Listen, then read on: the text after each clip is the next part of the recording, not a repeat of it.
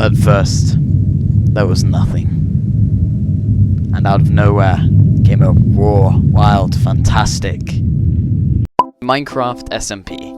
And along with the SMP came 5 people. It started off as a calm life. There might have been a conflict now and then, but nothing big. These first people started on paths and small houses around spawn. Already quickly a little community formed. One of the big things that happened at the time was a sheep under the name of Carl, who was loved very much, was tragically killed, and there are still monuments all over the place. Time passed and the construction of Sleepyville started. Even though it didn't look like Sleepyville and it was just a bakery, it was a start. Along with the bakery came a bar, now known as the Drunken Fox. Little shops were slowly created around the area.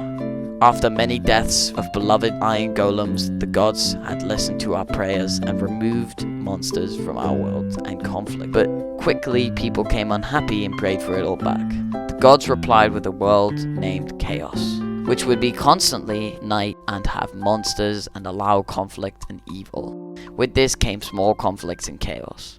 Most of the time was still spent in Goodvibes, but that didn't last too long. The town was getting quieter and quieter. It was collecting more and more dust. The more the time passes, the more dust it collects. It was empty. Very empty. Knock knock. Who's there? A fuck ton of people. When I say a fuck ton of people, I mean only like 5. But that was enough to bring life back to our small town. This was considered the first wave of new people. Since there were more players, there were some minor changes that were made. Chaos would now have a day and night cycle, and would also be considered its own separate world. Sick of getting killed in chaos? Join PTF. This is Snibbles, by the way, and he just made corrupt PTF.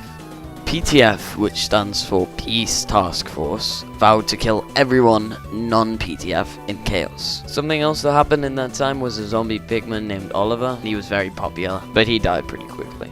Knock knock. It's the second wave of players. And along with the second wave of players come a player named Stone Shield. Stone Shield ain't no regular Joe. He decided to stay in Chaos entirely, and was also hugely against PTF, and promised to kill all of PTF. With his new group, which he called the First Order, Aragog, an OG on the server who was factionless at the time, said he would hunt down and kill Stone Shield. He was the only one who had netherite, and PTF teamed up with him. And so Aragog went on search for him. He was able to find his base twice, and at the 3rd time he was able to find him in it. After jumping him with multiple people, they were able to trap him in a hole. But Snibble started to ask himself, is this truly the right way? Does it make sense for a faction called the Peace Task Force to be this toxic? PTF then saved Stone Shield from the trap. Stone Shield escaped. PTF made its new enemy Aragog and changed its banner. Meanwhile, the First Order changed its name to Purge Extreme Nation International Super Soldiers, more better known as Penis. PTF had officially waged war on Aragog. Aragog teamed up with Stone Shield. It was a fight, but the fight didn't last that long. PTF got completely destroyed. Aside from the odds that it's 6 people versus 2, Aragog had all the necessary tools to completely destroy us with his netherite and golden apples, and on top of that, Stone Shield was able to kill many too. Since their battle was so successful, Stone Shield went to Aragog and asked, "Wanna join Penis?"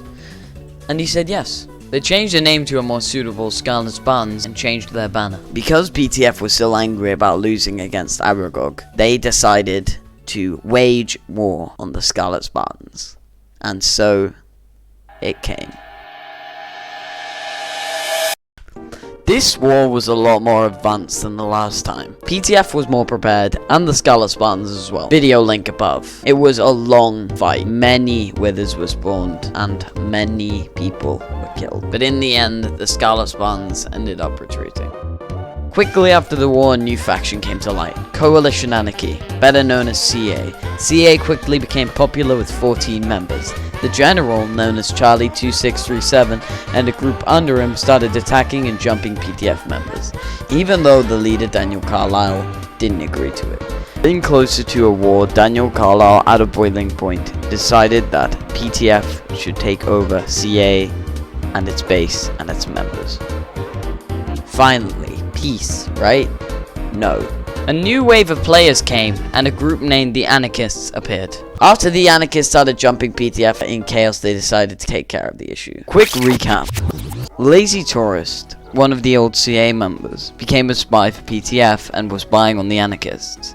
Lazy was so convincing, he became the leader of the Anarchists. Let's continue.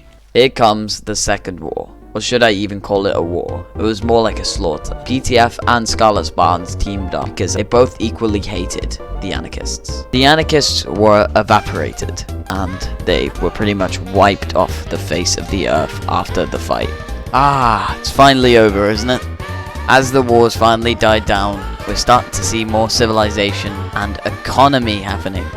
A big city is being built by a group of people. We're starting to get nearer to the present day. And I'm just gonna ignore these. Just throw these in the trash. I don't know, maybe another time. Thank you for watching.